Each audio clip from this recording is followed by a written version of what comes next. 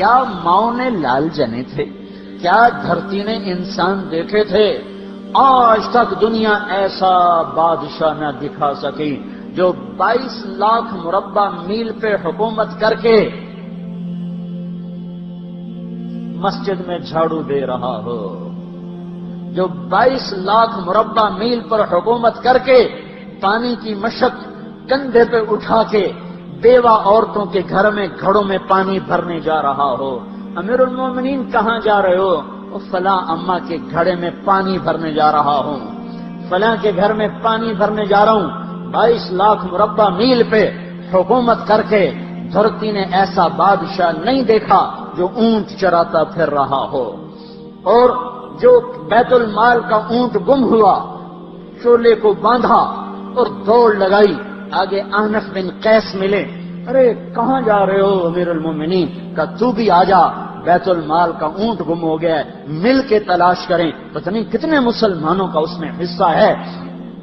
دھرتی ایسا بادشاہ نہ دکھا سکے گی، نہ دکھا سکے گی، کوئی ایسا آیا ہی نہیں ہے کہ جو اتنی بڑی سلطنت کا مالک ہو اور کیکر کے درخت کے نیچے بغیر پیروں کے سو رہا ہو۔ یہ ہمارے چھوٹے چھوٹے حکمران، ووٹوں کے ذریعے سے کرسیوں پر بیٹھنے والے، ان بے وقوفوں کے آگے بھی پہرے، پیچھے بھی پہرے، دائیں بھی پہرے، بائیں بھی پہرے، اوپر بھی پہرے، ان کی گاڑیاں بھی بلٹ پروف، یہ پھر بھی ڈرتے ڈرتے جا رہے کہ انہوں نے ظلم کیا، یہ اپنی ذات میں خوف زدہ ہو گئے۔ عمر نے اپنے نام کے ساتھ فاروق کا لقب آپ نے کہا عمر فرق بین الحق والباطل، عمر وہ عمر ہے جس نے حق اور باطل میں فرق کر کے دکھا دیا، اس لیے یہ فاروق ہے، اس نے حق اور باطل میں فرق کر کے دکھایا، یہ فاروق ہے۔ حسن بصری فرمایا کرتے تھے اپنی محفلوں کو عمر کے ذکر سے سجاؤ۔ حضرت عائشہ فرمایا کرتی تھیں عمر کے تذکرے کیا کرو، کہ جب عمر کا تذکرہ ہوتا ہے تو عدل کا تذکرہ ہوتا ہے، جب عدل کا تذکرہ ہوتا ہے تو اللہ کا تذکرہ ہوتا ہے۔ کہ ہم عائشہ رضی اللہ تعالیٰ عنہا فرمایا کرتی تھیں اتنے بڑی سلطنت پر حکومت کرنے کے بعد اللہ کی راہ میں جانے والے مجاہدین کے گھر گیا کھڑا ہوا ہے، دروازے پہ دستک دے رہا ہے، بیٹی کوئی بازار سے سودا لینا ہو تو مجھے بتاؤ، تیرے گھر والا تو اللہ کی راہ میں ہے، میں تمہارے گھر کا سودا لے آؤں، کیا کیا چیز چاہیے؟ تم نے اپنے خامند کو خط لکھنا ہوگا، تم تو لکھنا نہیں جانتی، مجھے بتاؤ میں تیرے خامند کو تیری طرف سے خط لکھوں۔ اما تیرا بیٹا اللہ کی راہ میں گیا ہوا ہے، مجھے بتا میں تیرے بیٹے کے نام تیری طرف سے خط لکھوں۔ اتنی بڑی جس کے سامنے قیصر اور کسرا زیر و زبر ہو گئے، کج کلا، وہ زمین میں جا کے تہ خاک میں وہ سارے ہیرے لال جواہر، وہ زمین میں لوٹ پوٹ کرنے والا، کسرا کے تخت کو توڑنے والا اور روم کی طاقت کو توڑنے والا، آل ساسان کی طاقت کو توڑنے والا اور نوشیروان کے خزانے مدینے میں لانے والا اور خسرو پرویز کے خزانے مدینے میں لانے والا اور رومت الکبرى کے خزانے مدینے میں لانے والا خود اپنے کرتے میں 14 پیوند لے کے چل رہا ہے۔ 14 پیوند کے ساتھ کرتا ہے، مہینے میں 1 دن گوشت کھاتے تھے، وہ روٹی کھاتے تھے کہ عام آدمی حلق کے نیچے نہیں لے جا سکتا تھا۔ ہائے سال کی ابتدا اس شخص کی شہادت سے ہوتی ہے جس کو اللہ نے وہ عزت دی۔ آپ نے کہا میرے 2 وزیر آسمان میں، 2 وزیر زمین میں، آسمان پہ جبریل اور میکائیل میرے وزیر ہیں، زمین پر ابو بکر اور عمر میرے وزیر ہیں۔ آپ فرمایا کرتے تھے ابو بکر عمر اگر کسی بات پہ جمع ہو جائیں تو میں ان کے مشورے کے خلاف کبھی نہ کروں گا۔ ابو بکر تیری مثال ابراہیم کی ہے، عمر تیری مثال نوح علیہ السلام کی ہے، ابو بکر تیری مثال عیسیٰ علیہ السلام کی ہے، عمر تیری مثال موسیٰ علیہ السلام کی ہے۔ آپ مسجد میں آئے، آپ کے دائیں طرف ابو بکر تھے، بائیں طرف عمر تھے، آپ اندر آئے اور کہا دیکھو اسی طرح قیامت کے دن ہم اٹھیں گے کہ میرے دائیں طرف ابو بکر ہوگا، میرے بائیں طرف عمر ہوگا اور ہم ہاتھوں میں ہاتھ دیے ہوئے اٹھائے جائیں گے۔ اور ایک حدیث میں آتا ہے اور میرے قدموں سے بلال کو اٹھایا جائے گا جو نکلتے ہی اذان دے گا، جس کے اسلام لانے نے اسلام کو اونچا کیا، جس کے اسلام لانے نے باطل کو پست کیا، جن راہوں سے عمر گزر جائے شیطان وہ راہیں چھوڑ دیتا تھا۔ عرفات کا میدان تھا، 1.25 لاکھ مقدس ہستیاں سامنے ہیں۔ میرے نبی نے فرمایا اس وقت میرا اللہ میرے سب صحابہ پہ فخر کر رہا ہے اور عمر بن خطاب پہ خاص طور پہ فخر کر رہا ہے، خاص طور پہ فخر ہو رہا ہے، عمر بن خطاب پہ خاص طور پہ فخر ہو رہا ہے۔ میرے بعد کوئی نبی ہوتا عمر ہوتا۔ عمر، میں نے رات جنت میں محل دیکھا، ایک اینٹ موتی کی، ایک یاقوت کی، ایک زمرد کی۔ میں نے پوچھا یہ کس کا ہے؟ کہا گیا ایک قریشی کا ہے۔ میں کہا میں قریشی ہوں، اتنا خوبصورت محل ہے، میرا ہی ہوگا۔ جب جانے لگا تو فرشتے نے کہا یہ آپ کے غلام عمر بن خطاب کا ہے۔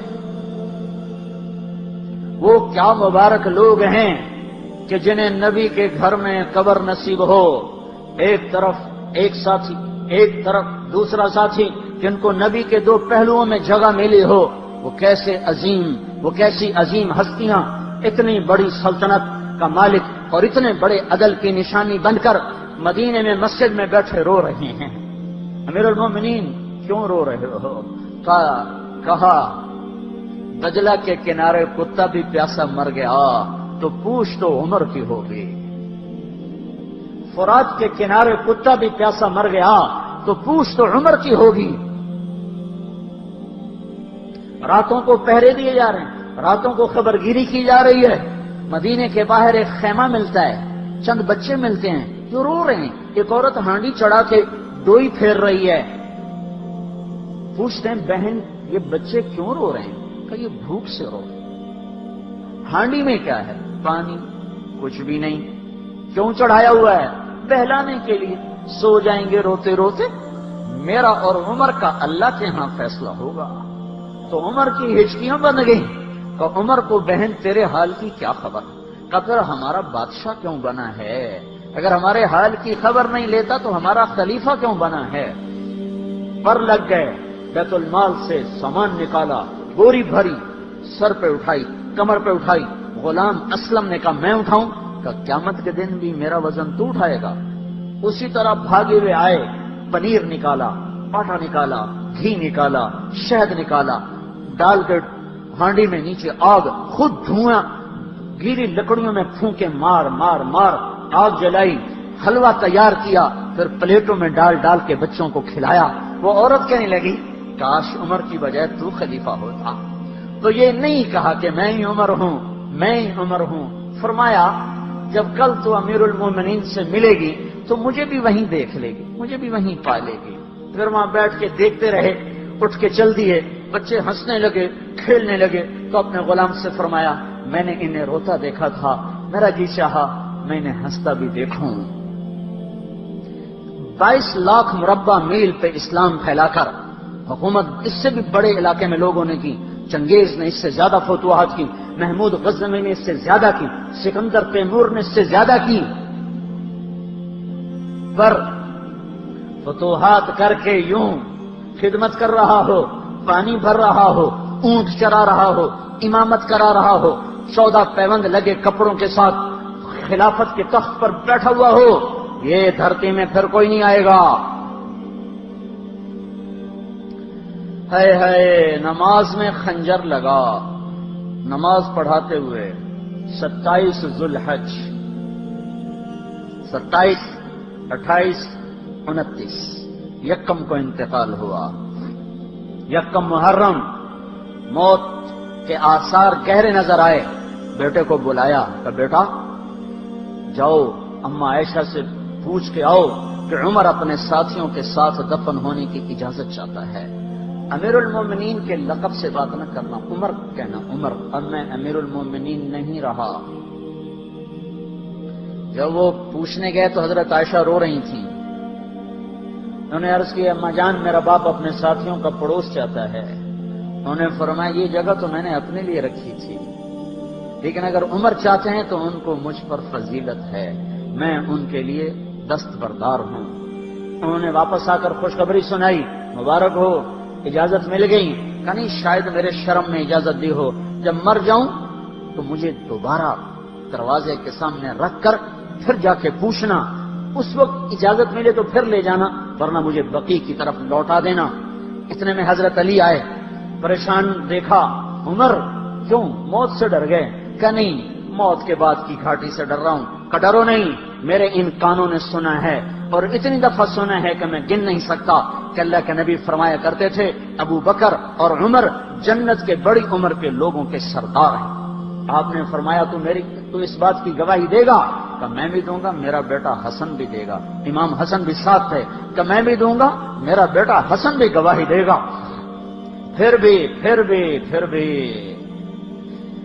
ہے جو جنت کی بشارتیں لیے ہوئے ہیں، 10 مبشرہ، ابو بکر جنتی، عمر جنتی، عثمان جنتی، علی جنتی، طلحہ جنتی، زبیر جنتی، ابو عبد الرحمن بن عوف جنتی، ابو عبیدہ بن جراح جنتی، سعید بن زید جنتی۔